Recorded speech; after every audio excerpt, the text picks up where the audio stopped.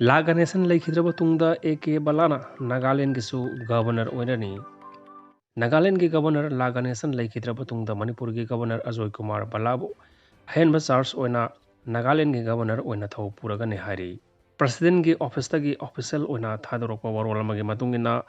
A.K. Balabu Nagaland ki Governor Oina Thau Purana Bakhangan ki Bani. Masaki Sahi Manipur Chukraba Laganation Senai ki Private Hospital Amada Laikhidra Matungda. Hangduna leihoriba governor ki pham punabagidamagta president ki office na official oiba statement ama tholaktuna Ajoy Kumar Balabu ahenba charge oina thau punaba khangalakhibani hairi laganation leikhidraba tungde state government na numit mangani state ki thakta awaba phongani haina lauthokhiba leibana numit mangani asigi tungda AK Bala Nagaland ki governor oina wasak lobagi thoram pangtokadori Jiribam के मिहाट का मरी लेना ना मार अनि NIA ना फाक के bug मरी लेना ना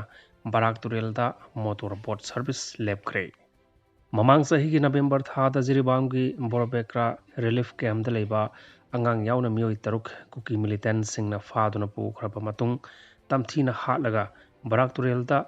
था के बा थौदोक का मरी लेना ना NIA ना फाक के बा असम के कसार डिस्ट्रिक्ट की मोइना थोल दगी मार मसिन मनाव लाल रोसार मार अमसुंग थांगलियन लाल मार अनि कंडीशन अमता यावदना थादोकदबनी हाइबगी डिमांड तौरदुना ngasi hauna barak river boat service lab lagani haina barak bele boat association gi maikai gi phongdokre association asina thadorok pasirol amana hairibana NIA na fajin kraba thanglian lal maram sung mahaki manau nupa lal ro sang marasi motor boat driver ne thanglian lal asi criminal gi background amata leitaba church leader amani lonana hingnabgidamakta barak turelda motor boat service toba miyoy amani mahaki manaunupa lalro sang marasisu misamni makhoibu NIA na fakiba si politically motivate tawbani amasung yamna chumdaba amadi michang mikhai naiba thawngni majority community oriba maitai singi appeasement policy ama oina central agency amasung authorities singna makhoibu phakibani maramaduna fajin kiba mioi sing adu condition amata yaudana thadokadabani haina demand tawraduna makhoibu fajin kibagi mayokta barakturel da motor boat service khudingmak matam kaktana suspend tawragani hari mari lenaba khudingmakna bangi khongjang asida support tawbiu bangi khongjang asigi apa phata ki daita mari lenaba authority na pugadabani hari Adhaar amasung voter ID makha citizenship proof document oiraroi smart citizenship card chatnaragani pathok chakitaminase leibak asida hojik chatnariba Adhaar card voter ID natragana ration card ase leibak asigi citizenship ama oire haibagi proof pibada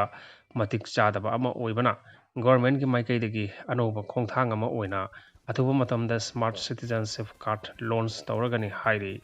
pawgi source asina makha tana hairibana leibak asida Adhaar card voter ID amasung ration card na singba haudokhrabasu tongan tongan ba government gi database kaya ama huran ba amasung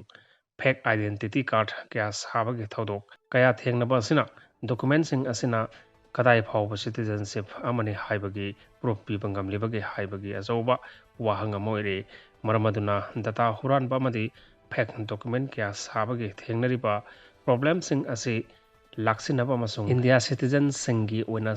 secure oiba identity system ama thamnabagidamagta central government gi maikaidagi anoba khongthang ama oina smart citizenship card asi chanahanabagi khongthang asi lokholapani hairi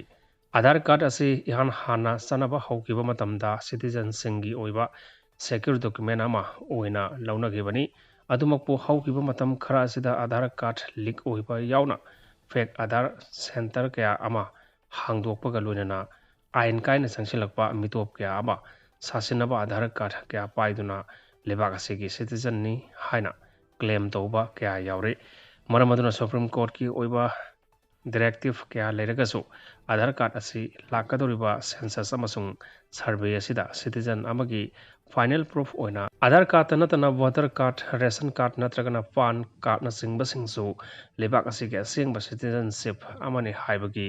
document oiraroi lebak asida ain kaina sangsilakpa mioi kaya ama irai laina fake Adhaar card passport amasung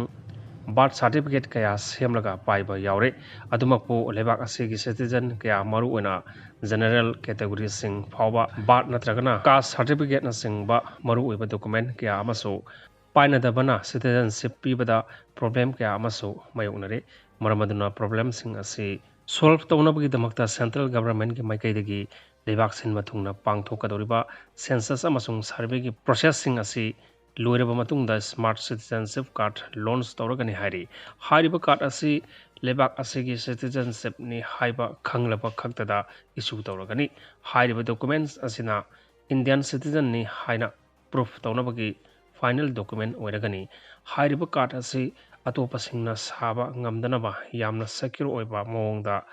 modern ꯑꯃꯁꯨꯡ technology ꯁꯤꯖꯤꯟꯅꯕ ꯑꯥꯏ card ꯑꯃ ꯑꯣꯏꯒꯅꯤ ꯍꯥꯏꯔꯤ smart citizenship card ꯁꯤꯖꯤꯟꯅꯗꯨꯅ identity verification ꯆꯠꯊꯕ ꯑꯁꯤꯅ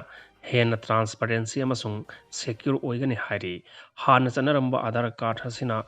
banking ꯑꯃꯁꯨꯡ ꯑꯇꯩ ꯐꯥꯏꯅꯥꯟꯁꯤꯌꯦꯜ ꯑꯦꯖꯦꯟꯁꯤꯁꯤꯡꯗ ꯁꯤꯖꯤꯟꯅꯒꯅꯤ ꯚꯣꯇꯔ ꯀꯥꯔꯗꯅ ꯚꯣꯇꯤꯡ ꯈꯛꯇꯒꯤ ꯑꯣꯏꯅ ꯁꯤꯖꯤꯟꯅꯒꯅꯤ ꯔꯦꯁꯟ ꯀꯥꯔꯗꯅ ꯄꯕ꯭ꯂꯤꯛ ꯗꯤꯁꯇ꯭ꯔꯤꯕ꯭ꯌꯨꯁꯟ ꯁꯤꯁꯇꯦꯝꯗꯒꯤ ꯆꯥꯅ ꯊꯛꯅꯅꯕ ꯔꯦꯁꯟ ꯑꯃꯁꯨꯡ ꯑꯇꯩ ꯄꯣꯠꯂꯝꯁꯤꯡ ꯂꯧꯕꯗ ꯁꯤꯖꯤꯟꯅꯒꯅꯤ ꯑꯗꯨꯒ ꯄꯥꯟ ꯀꯥꯔꯗ ꯑꯁꯤꯅ ꯏꯟꯀꯝ ꯇꯦꯛꯁꯀ ꯃꯔꯤ ꯂꯩꯅꯅ ꯊꯕꯛꯁꯤꯡꯗ ꯁꯤꯖꯤꯟꯅꯒꯅꯤ ꯍꯥꯏꯔꯤ